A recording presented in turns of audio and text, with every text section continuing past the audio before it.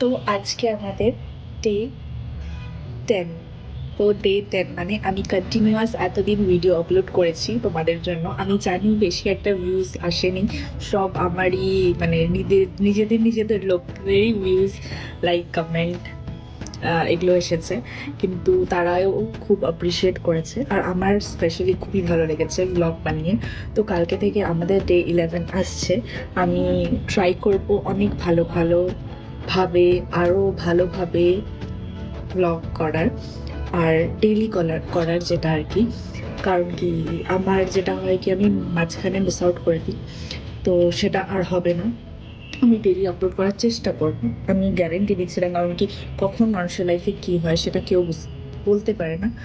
তো আমি চাই যে আমি রেগুলার আপলোড করি।